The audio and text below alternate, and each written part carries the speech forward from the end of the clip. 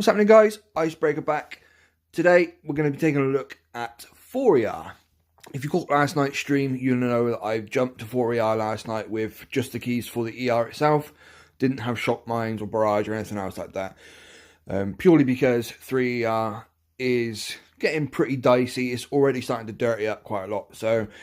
And I was losing more than I was winning. So I rolled the dice and jumped to 4ER. And took the gamble, which paid off. I managed to get from like rank 13 to 15 last night. I'm going to show you how I'm doing it and the attack strategy that I'm using without Barrage. So stay tuned and yeah, let's jump straight into it.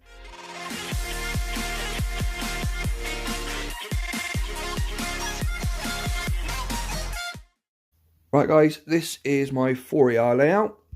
It's one that Martin sent me last night. He sent me a picture of something similar. And it's doing alright, it's not too bad.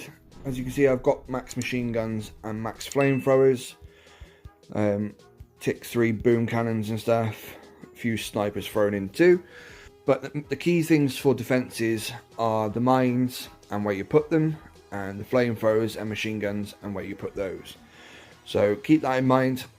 You want to be trying to force your opponent into a fizzle, or using your defences in a layout that pulls their troops away from the ER and forces the player to either use a flare, which will slow them right down, or, like I said, fizzle on the mines, the machine guns and stuff. So that's the layout. I do have shock mines. I have them now, but I've got most of them hidden, just because there's a lot of people out there who don't scout. So hide your shock mines and you catch a few people out like that. Okay, so for my tech tree then, I've got max landing crafts, machine guns, tick 4 flare. I'm going to be doing a gunboat soon because I'm going to need the GBE for that, but I haven't done that yet. I've got troop health, warriors, mines and rifles all maxed. I've skipped smoke and everything after it. Cavan's tick 4.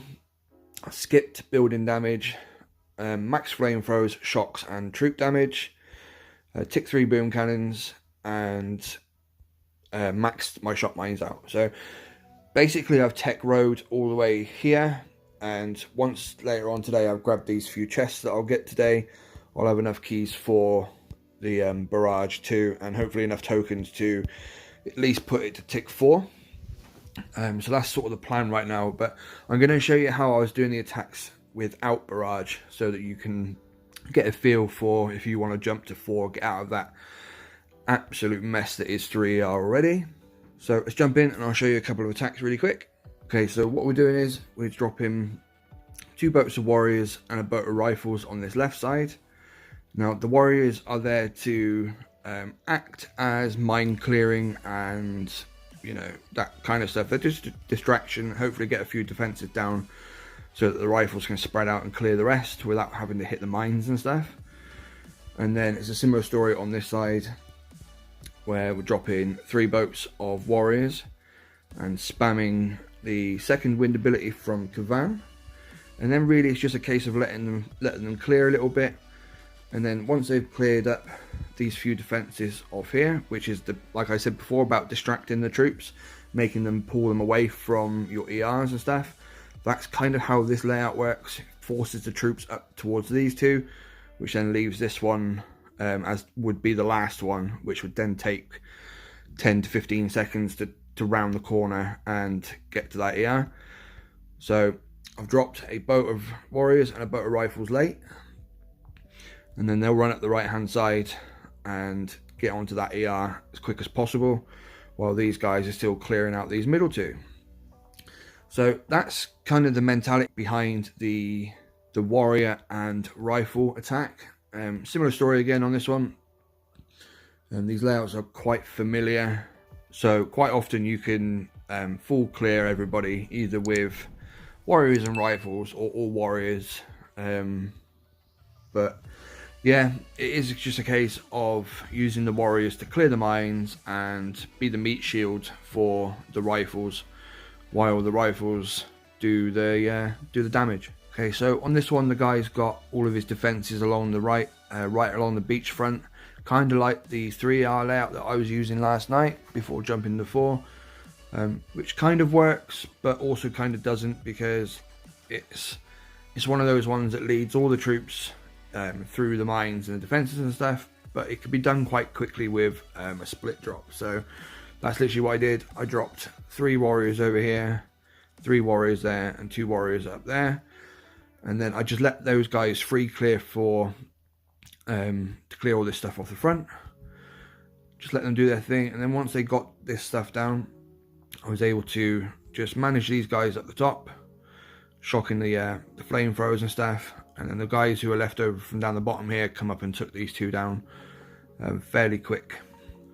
So again, this is going to be an all warrior one again, and as you can see, we're just doing the split drop on 4 and 4 on each side, or 3 and 4. And then it's just a case of using Kavan to spawn a bunch of rifles and help back up the warriors while they do. I actually think the all warrior hits are a little bit quicker, but you also run the risk of fizzling much more often with just warriors. Throwing a couple of boats of rifles in there does seem to be a little bit more consistent. I only picked up shock mines towards the end of the stream last night after ranking up to rank 15. But the trick to it is the split drop to clear the one on the far left if there's one over here, and then saving that boat of warriors and or a boat of rifles to drop over on the far right over here. Once these defences are cleared, you can then land those last 2 boats on the far right side, and they'll come up this far right wall towards this machine gun, which then would ultimately lead them to the flamethrower and that engine room too. So that's why you would leave that boat or 2 till last, because otherwise if you drop them all at the same time, they're going to clear the boom cannon, machine gun, these snipers, and then they're going to come this way towards the ERs over here, and chances are you would pull probably 90 to 95% of the troops. You might get 1 or 2 that will peel off to the right, but not enough to do what's needed around there. So you can make your attack a little bit quicker. You can save like 5 to 10 seconds by delaying that drop on the far right. So keep that one in mind too, guys. But for now, that's it. That's my 4ER strategy for you guys. I would definitely recommend jumping to 4ER right now. But obviously, as the days go on now and the hours go on, more people are going to be unlocking that barrage, myself included.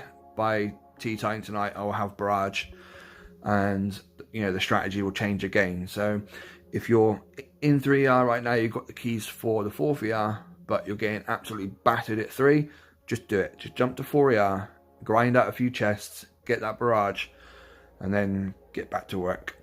So that's it, guys, for this video. I will catch you in the next one. And as always, guys, happy shipping.